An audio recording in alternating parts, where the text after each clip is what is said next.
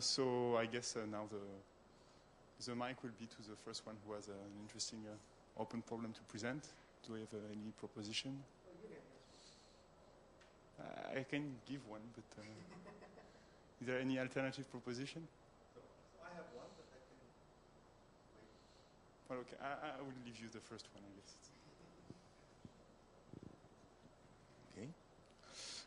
Okay. So one general question that I find fascinating is robustness of mixing. So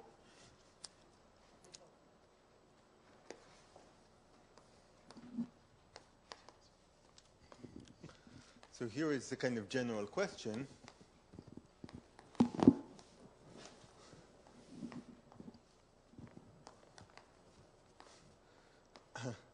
Understand for which reversible Markov chain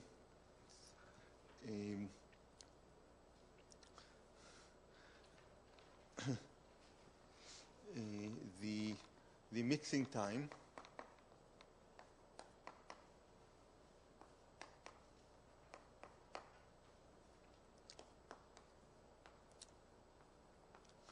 is robust. I'll explain what this means to conductance changes.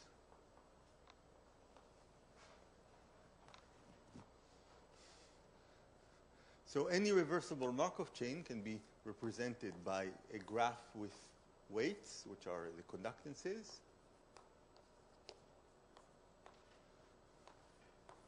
And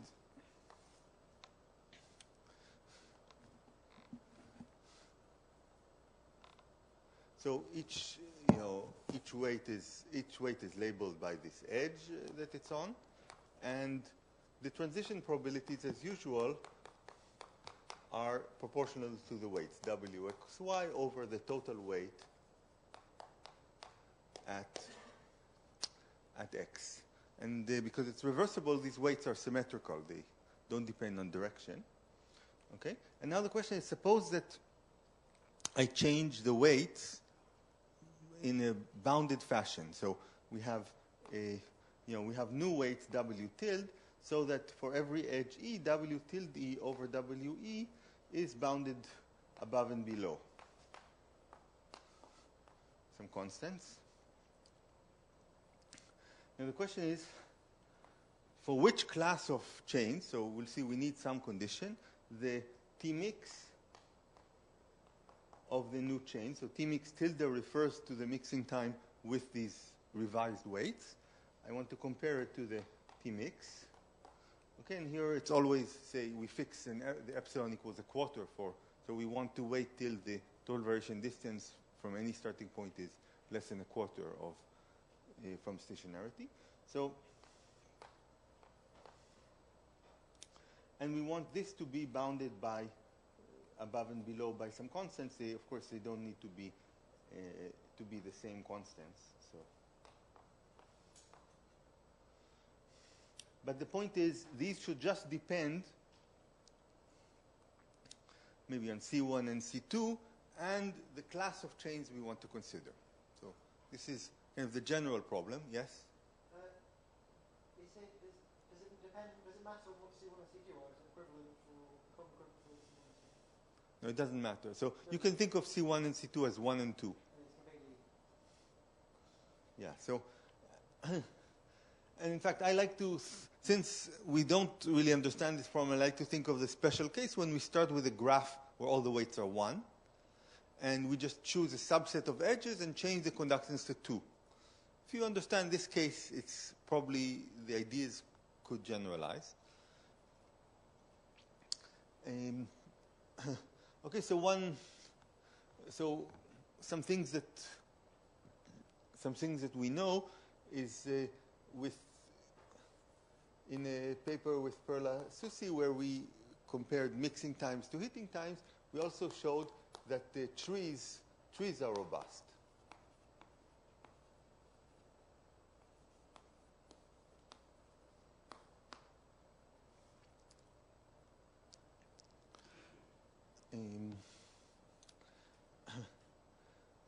by the way, there is a, as long as I mentioned it, there is a finer question which we also know on trees and don't understand in general. When is cutoff robust? And so so you do this change. Suppose you had cutoff before, you still have cutoff. So by the way, for trees, we now know. So in the paper with the Basu and Hermon that I mentioned, we also showed that the cutoff on trees is robust. Or the results there imply that cutoff on trees is robust. So, so by trees here, I mean you have a nearest, well, the underlying graph is a tree, and you put any weights that you like on the edges. Okay? On the other hand, there is a theorem which appeared last year, joint with Ding, that not all even bounded degree graphs are robust.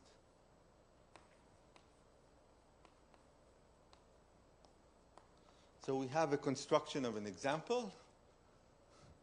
The example is obviously not a tree, but it's based on, it's a small modification of a tree. And if people want later, I can show it, but it's going beyond the open problem session to show it. So I'll tell you, there is an example. It appeared in ECP. And indeed, we can take a graph on n vertices, and by changing the conductances from 1 to 2, change the mixing time by a factor of almost log n over log n. Now, you cannot do more than log n because the relaxation time is always robust. It follows from the variational principle. Okay? So, other things we know is, hypercube. The hypercube is robust.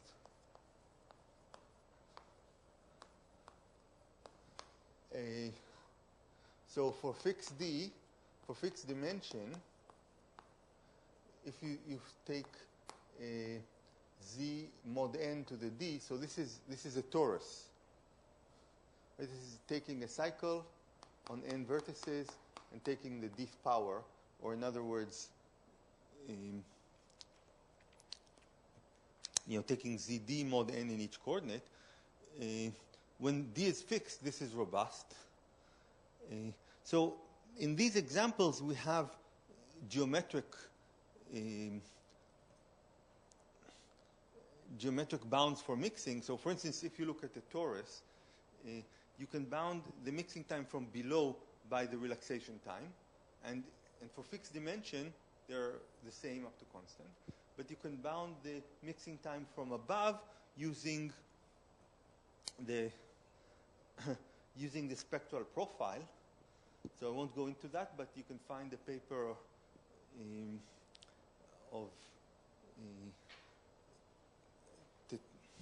you can find it, for instance, in the book by Tetali and Montenegro, so the discussion of the spectral profile.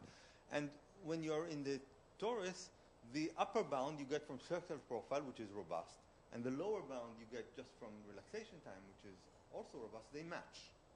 So if the mixing time is sandwiched between two robust quantities, it is, and they are matching up to constants, then it is robust. But here is, okay, so these are things we know. We know very little else. So here is one challenge, transitive graphs.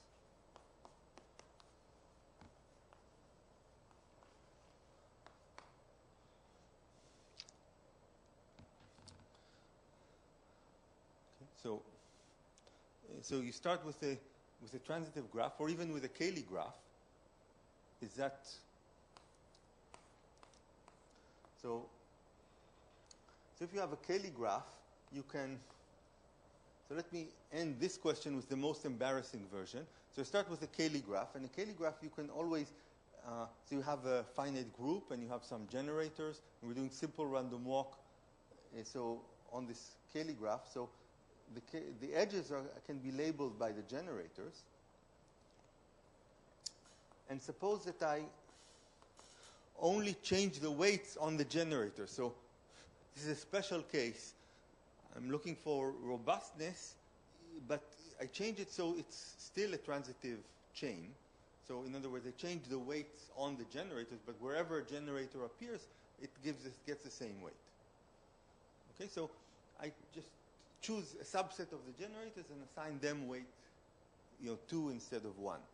So in either case of that, it's easy to decide. You take the torus and you look at the generator going up and generator going sideways, and you just assign them given weights, different weights. That is very easy. You don't change them mixing time by more than a constant. But you do the same thing on a general Cayley graph. You take a permutation group, you have some permutations that are generating, and you just change the weights on these permutations a little bit.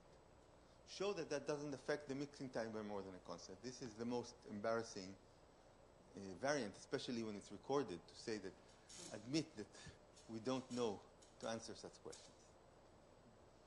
Okay.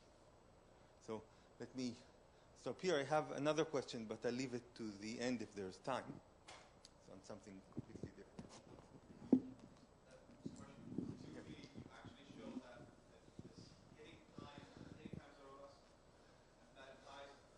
So hitting times of what? In trees. Yeah. So in trees, the hitting time. That's right. So in trees, the key is that we know what are the worst sets to hit. They are the sets that are behind the central vertex, hiding behind the central vertex, and the hitting time of those sets is just the hitting time of a central vertex. And then on trees, hitting times are robust. One warning is, in general, hitting times on more general graphs are not robust. So even vertex-to-vertex hitting times can change by more than a constant. So hitting times in general are not robust. On trees, they are robust. So point-to-point, even on trees, I have to be careful. Point-to-set hitting times on trees are not robust. But if you look at the worst sets are very simple structure. Hitting times to the worst sets are like hitting times from a vertex to a specific other vertex, and that is robust. But there are some devious sets even on trees where the time to hit that particular set is not robust. Let me say, so I said that in general we don't have robustness. Let me say, for those who look for positive result, one thing that there is a different change you can make, which is on every vertex you can add a different delay. So, we consider lazy walk, but you could take a lazy walk with different laziness parameters at every vertex. Okay? Now, I can ask, could that change? So then the path of the walk is the same, there's just a time change. But note that the time change is path dependent. So could that change the mixing time for general Markov chains? Roberto says no. Well, he's right because he's thinking of the reversible case, right? But in general, I laid a trap because I said general Markov chain. So without reversibility, even that can fail. So without reversibility, even changing adding delays with bounded delays at different points deviously can change the mixing time. But in the reversible case, again, from this in that case, mixing versus hitting, you see that if you want to hit a large set, then this kind of change, these delays are not going to change the time you hit that set by more than a constant factor. And also the notion of large set is going to change a bit, but only, again, just by a constant factor. Because when you throw in delays, you change the stationary measure, but only by a bounded amount depending on these delays. So just this mixing versus hitting equivalence immediately implies robustness to this kind of change. But this is a more mild change than what I was considering in the main question, where I change the weights and so change also the probabilities of paths. Okay. Other questions? Okay, so other problems? Okay.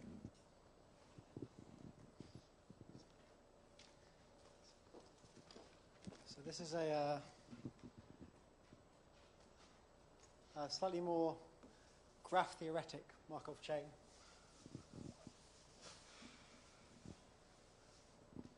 So let me give you a tiny bit of background first by telling you what the triangle free process is.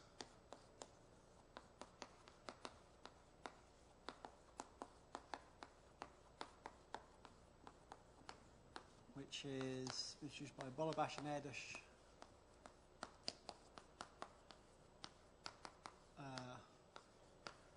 a long time ago. It's a well-studied process in combinatorics. So you start off with an empty graph. You add edges one by one, randomly, except you're not allowed to create a triangle. So if you try and add an edge that would create a triangle, you don't add it. Okay? So another way of saying the same thing, at each stage, you pick a uniformly random edge that doesn't create a triangle. Okay? So you have a sequence of graphs, G0, G1, Gm. This guy has m edges and no triangles. Okay? So you end up with a triangle-free, a maximal triangle-free graph. And it turns out this triangle-free graph, so let's call this G triangle, the guy at the end. Well, I don't know. Gm m star. What is m star? M star is roughly n to the 3 over 2 root log n. So you end up with this many edges.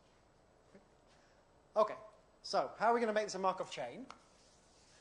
Well, I should give credit, oddly enough, to my father-in-law at this point, because I was telling him a couple of Christmases ago, he asked me what I was working on, and I told him this, and told him the process, and he said, well, why do you only add edges? Why don't you remove them as well? So that's quite a good idea, actually. So that's this is the father-in-law process.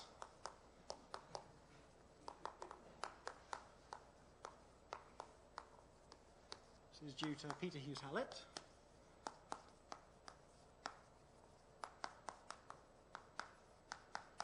Uh, 12. Sorry? He doesn't work in mathematics. Yeah, he works on the father-in-law first. So you do the same thing. So pick an edge at random, except now it can be any of the n choose 2. And then if it's present, you remove it, maybe with some probability. If it's not present, you add it with maybe some probability, unless it contains a triangle. Okay? Or okay, you can do the continuous time version as well, of course. Okay? So add / remove edges, don't create triangles.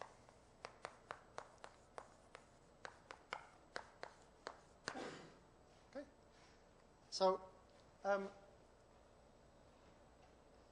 a typical triangle-free graph is bipartite. So a typical triangle-free graph, you have a large bipartition, and then you have about n squared over 8 edges in between. So the question is, how long does it take to mix, to get to this guy? So conjectures.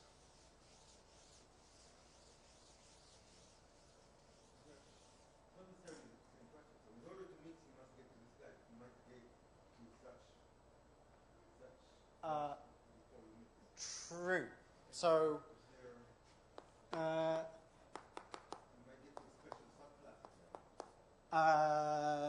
yes, absolutely. So do you actually need to get to... Okay, so maybe my conjecture was false, but anyway. Do you need to get to all different ones? I think it's not. I think it's going to be fine anyway. So the conjecture is that T-mix is something like 2 to the n to the 3 over 2. I'll put little o1 up here. Is there any reason why the equilibrium measure should be supported on things that look like typical. Yeah, this is it. So the theorem of Erdős and Kleitman and Rothschild from 76 or something says almost all triangle-free graphs are bipartite.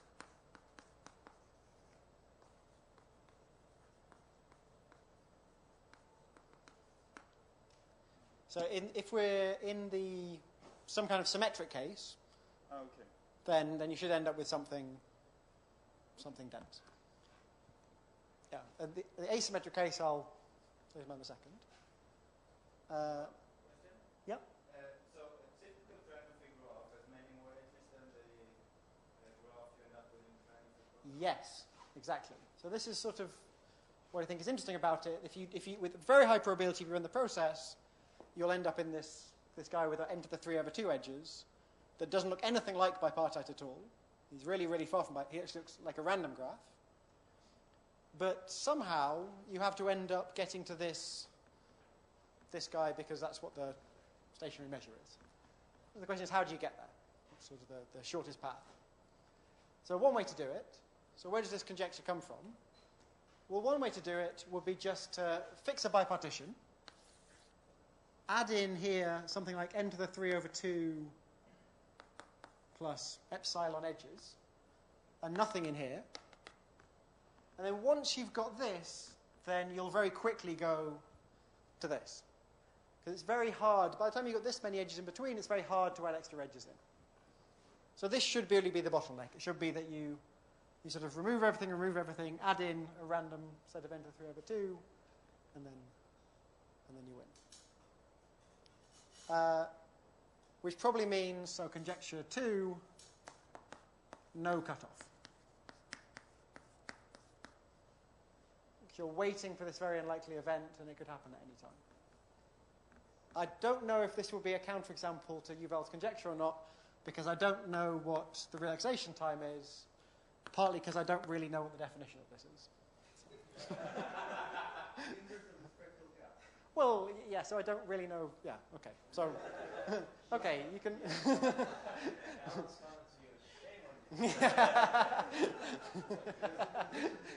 I know what it is to that extent, but I don't know what it is enough to guess what this is. So I don't have a conjecture because I don't really have any idea what I should be thinking about. One way to think of the relaxation time is instead of starting at one point, you start already in a distribution which is uniform over, say, half the space. And then you want to get to the whole space. Okay. That's the kind of intuitive meaning of it. Okay, so suppose you start out with half the whole space. So it means you have these guys for some bipartitions, but not for others. That's right. Right.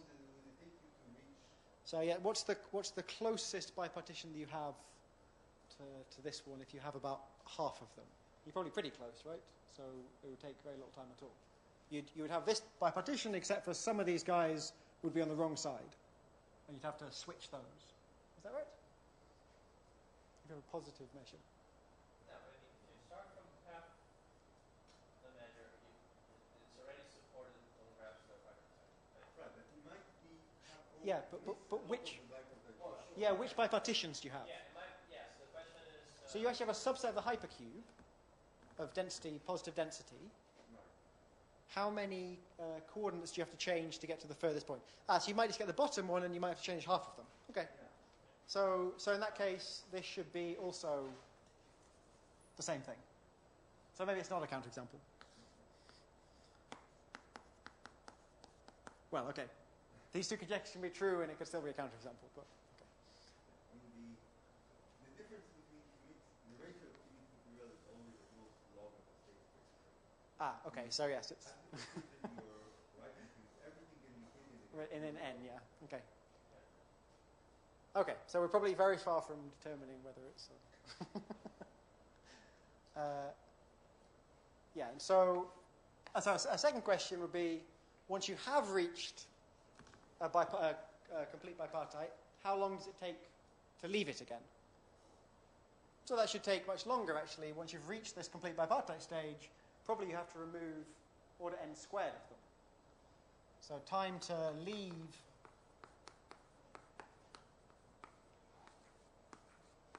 dense bipartite should be 2 to the, yeah, maybe 2 to the order n squared. I don't know.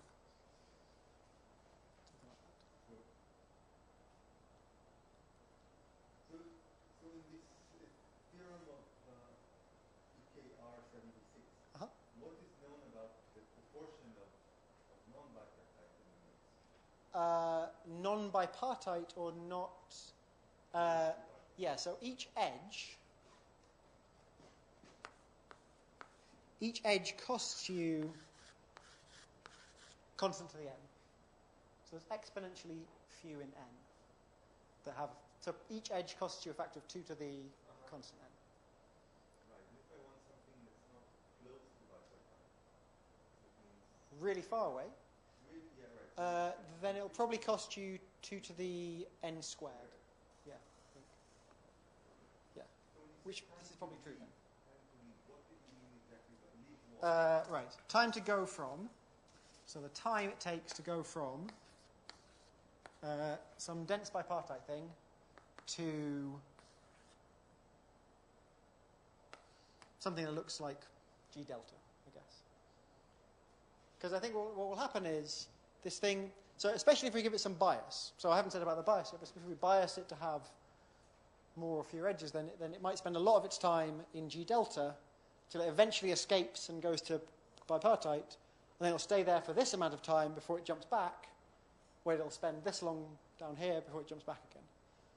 So I think probably this is what it's doing. It's jumping back and forth between these two fairly stable states with very long gaps in between. Well, that may be a bit too strong a conjecture. And the time scale is so different.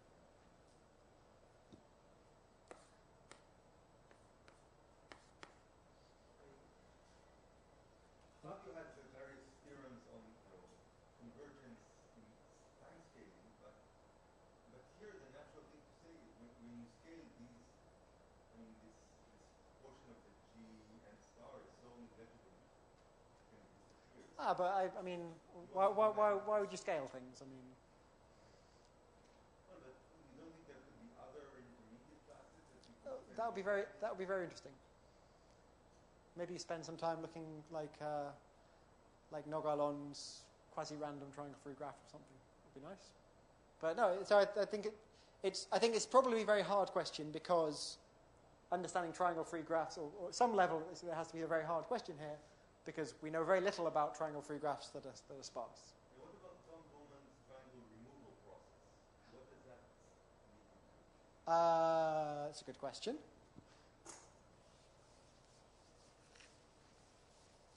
So I think you start off with the complete graph, and then you remove a uniform triangle, right?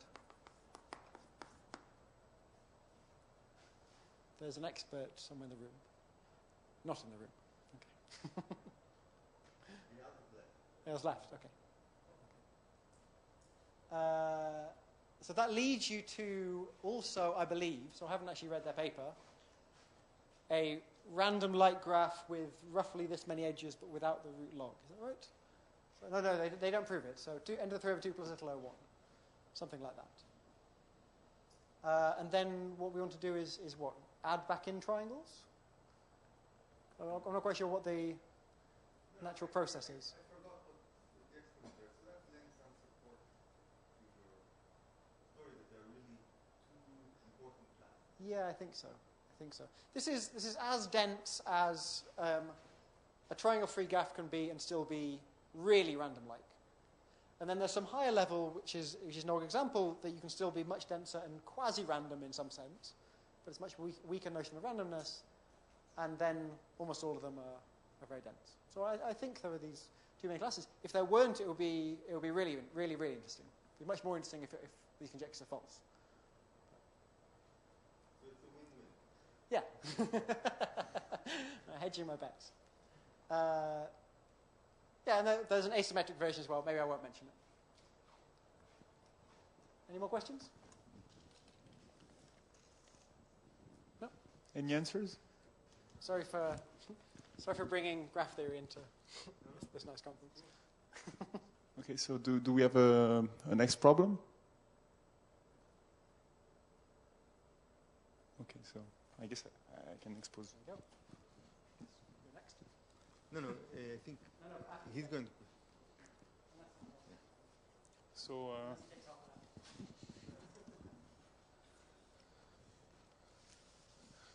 I guess it's some people in the audience, I guess, already know the problem, but well, maybe some who don't know it will find the solution. So, okay. So first, let me tell you about a problem for which you know the solution. So, you take a set of random walks which are indexed by z, by n. So it's x of t, okay, t larger than 0, and x in, say, z plus. And you have the following, you start from xx of 0 equal to 0 for all x in z plus. And then the possible transitions you have is that all these guys, they will only go up, okay, with rate 1. But you have the following rule that, well, you can't, okay, so you want to restrict to this kind of configuration. Okay, so you want x1 to be always larger than, let's say, x0 larger than x1, larger than x2, larger than... Okay, so the jump rate up is 1 for all of the walks, but you cancel the jumps that violate this rule. Okay, and the time, the question is how much time you need to reach height n here. So, in fact, in this case, the answer is n squared log n times some constant, and the constant is known. So now you can modify a bit the question and say, okay, I want not to consider x in z plus, but I will consider x in z plus to the d. Okay. What is the final distribution look like? Is it time n squared log n you end up? Okay, yeah, I should write the question. So you take Tn is the infimum of t such that x1 of t is equal to n. Okay? And basically, okay, if you had, so there is so x1, it only goes up, but somehow it's diffusive. The thing is that it's pushed by the guy below that also wants to go up. And for this reason, okay, if it was only diffusive and reflected there, it would take a time n squared and it would be random. Here, because it's pushed, somehow you need a time n squared divided by log n. Okay.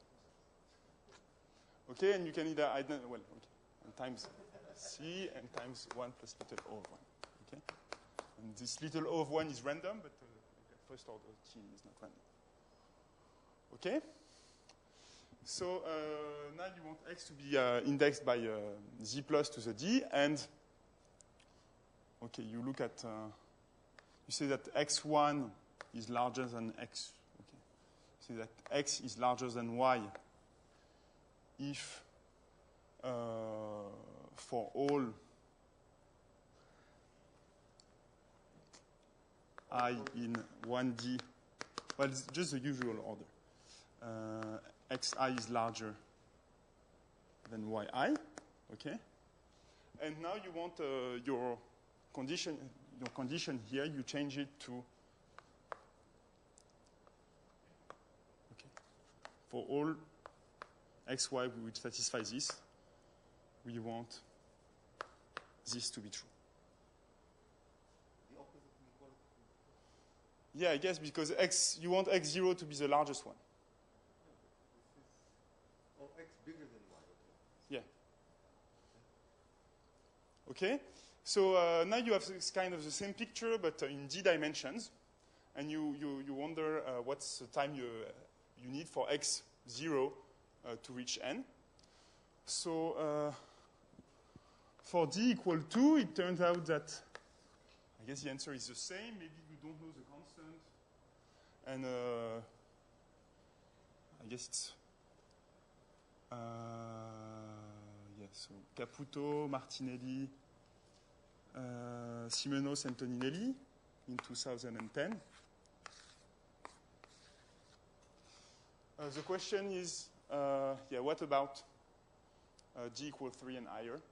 And in particular, okay, so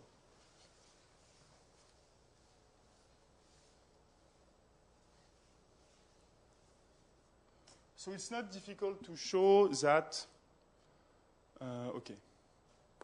Tn is, it has to be smaller than n. Okay, it's just because you can,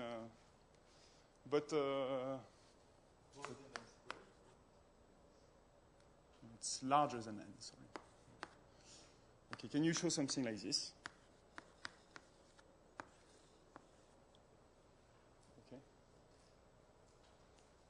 And I mean, can you do any reasoning on this, which is not the trivial one, to say, okay, I just look at the jumps up and I ignore all the jumps down, and to get a better answer than this one. Okay, so this is the. Is there a reason to believe that the answer is going to change from d equals 2 to d equals 2? And I guess it's the same for all dimensions. Yeah. So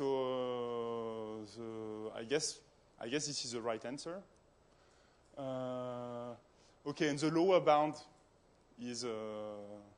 This Tn it has to be decreasing with the dimension because you just push more.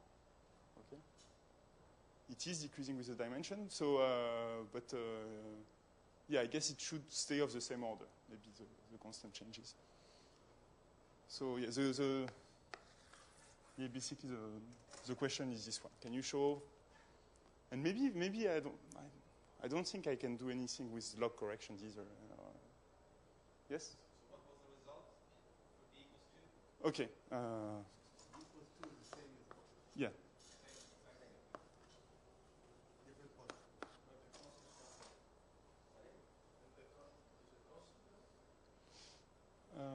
Is Fabio here? Yeah. No, so for d equal 2, you don't know the constant.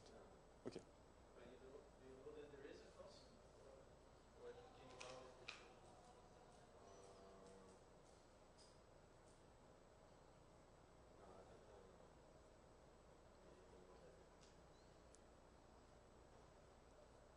You have a constant from above and a constant from below, I guess. So the constant from below is the one in one dimension. Is it on the third board, the bound greater than n, that's known? Yeah, that's known, and I gave you the proof. You just dominate by a drifted, by the random walk that only goes up.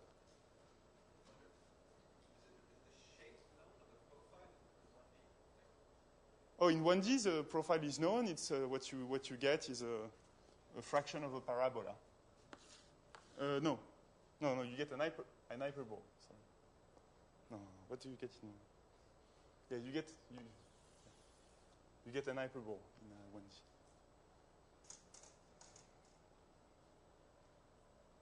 Which scales like n squared. So this is, well, because the thing is unbounded here, this is where the log comes from.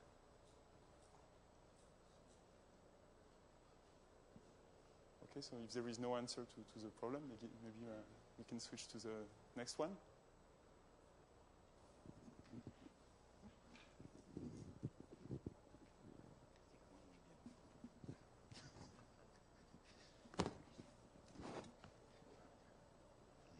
Hello. So I'm going to start here. So this is a problem about random transpositions, which I've been interested in for some time. So I guess most people here are familiar with random transpositions, but in case you're not, so you take tau 1, tau 2, a sequence of IID, random uniform transpositions.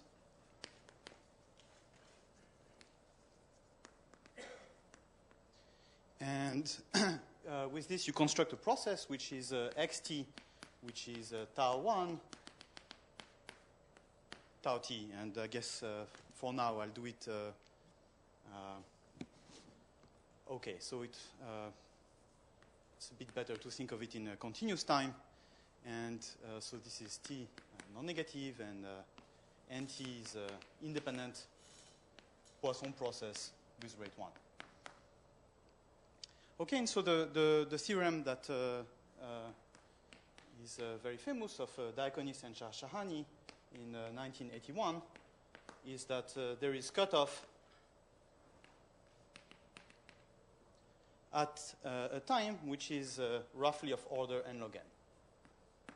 Okay, and it's more precise than that because they gave very sharp estimates on the window, actually. So, I mean, for those of you who know the story, this 1/2 n log n is easy to understand. So it comes from looking at the number of fixed points of the permutation. And the idea is that before 1/2 n log n, xt will have too many fixed points. Okay, and so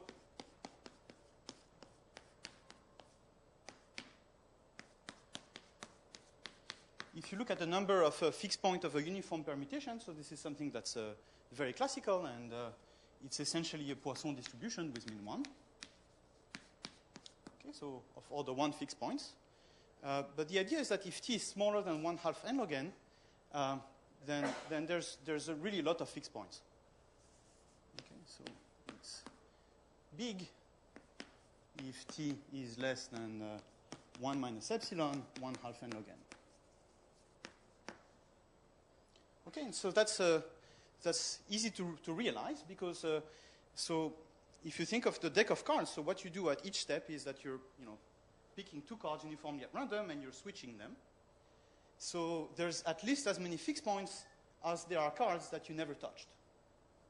Okay, so the cards that you never touched are fixed points because they stayed wherever they were at the very beginning of the process.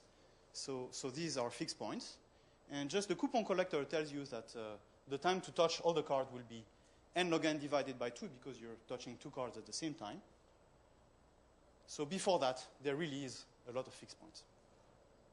Okay, so that tells you that before that time, the process cannot be mixed. And okay, so then Diaconis and Shahshahani had to work very hard to prove the upper bound, but that's the idea. So what I want to, the problem that I want to propose is inspired by this idea, and you just, let's consider the first time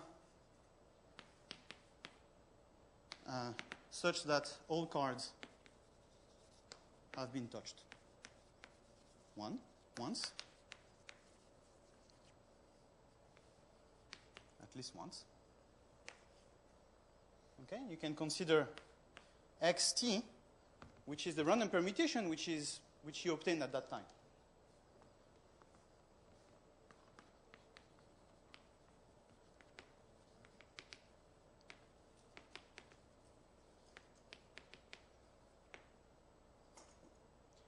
Okay, so the conjecture or the question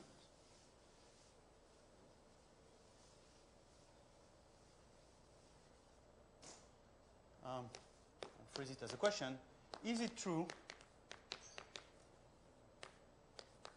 So is it true that really this is the only obstacle for mixing, in the sense that is it true that the distance in total variation between the random walk at that time and the uniform permutation tends to 0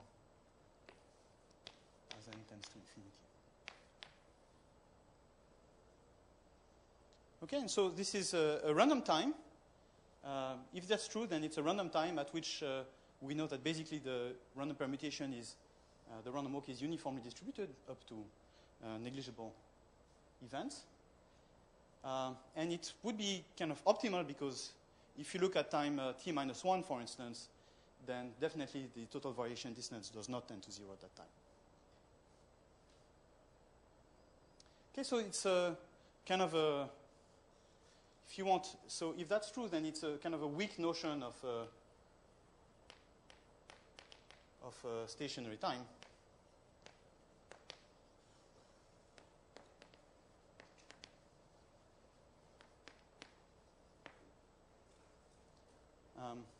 I should say that there is, it is known that there is an actual strong stationary time. This is something that Matthews proved in late 90s, late 80s, I think. So he constructed a strong stationary time which has the same scaling, so roughly the right order of magnitude. So, okay, that's the question.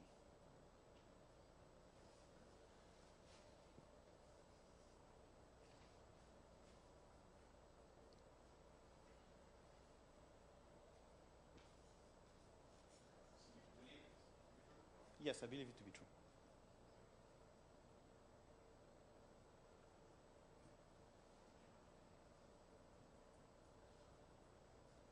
Anyone else?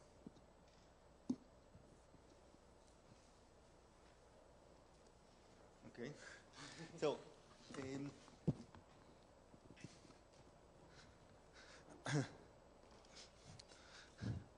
so you heard this morning about spin systems, but let me remind you, and we'll focus just on two examples, one understood and one not, easing and pots. So the pots is a generalization of the easing where we have we have some number q, which is at least 2, and the probability of a configuration sigma is going to be e to the power, say, 2 beta times the number of edges, so number of neighbors uv, so that sigma u equals sigma v, and then we normalize it by z of beta. So, so this is it depends on q as well, and we're looking at heat bath dynamics where. So I'll do discrete time, but you can do continuous. So in discrete time, we choose a location at random, a vertex at random in the graph, and then replace its spin by a new spin, its state by a new state chosen from the conditional distribution given the neighbors. Okay, so that's the heat bath dynamics. And here is a conjecture for these systems on any graph. So we have some base graph. This is not the graph where the walk is we're not doing a random walk on the graph. This is the graph where the spin system is situated. So note the state space is of size q to the number of vertices. Okay? So the conjecture, one conjecture is on any graph,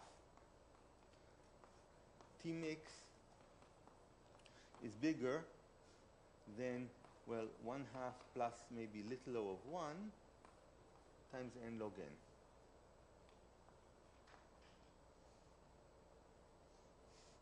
Okay, so this is so I'm interested not in graphs of size 5, so I'm interested in asymptotic as n goes to infinity.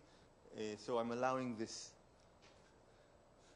little o of 1 because that's secondary. But it's even open to show in the form with another thing is to show it with a constant that depends on beta and q. But so that is also, so I stated the strong form with half n log n. So if you are doing it, say if you take if the temperature is infinite, so beta equals 0, then you have the uniform distribution, and say for the case q equals 2, you're just doing lazy walk on the hypercube, for which we know the mixing time is half n log n.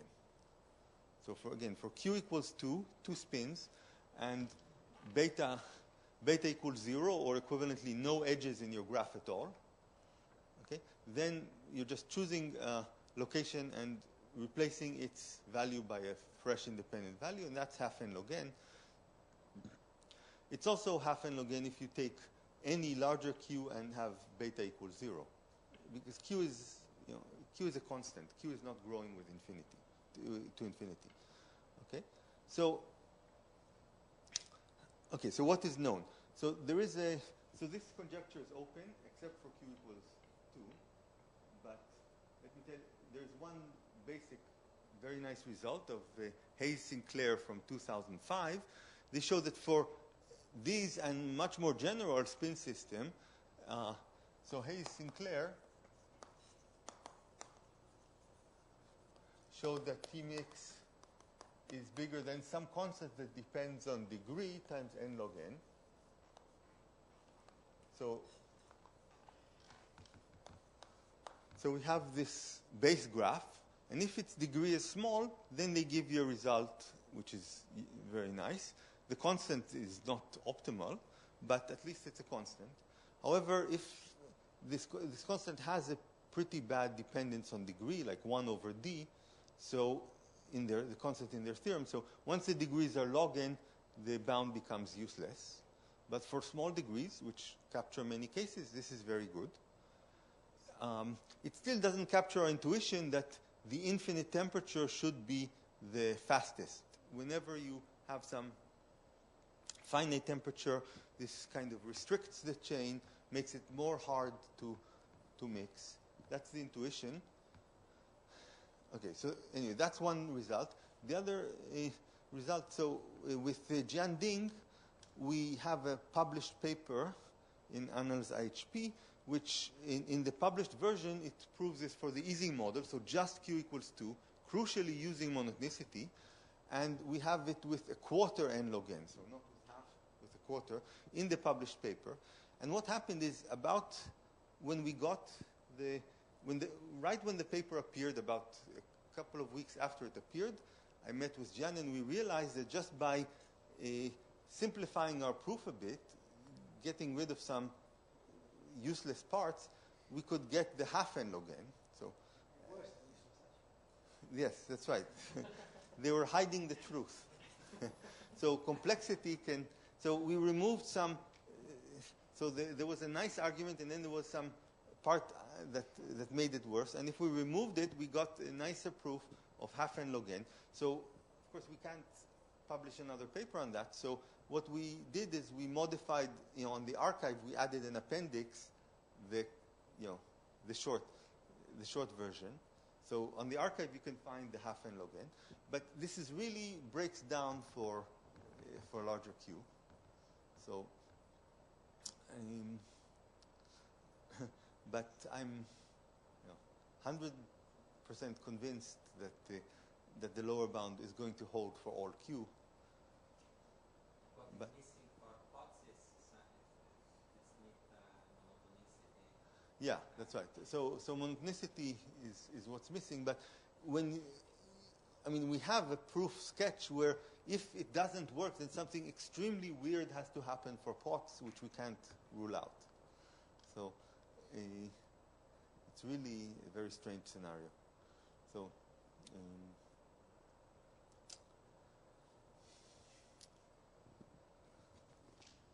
Okay. Any questions? So I guess we have time for a last problem, if somebody has one. We have 3 minutes, right? Very short problem.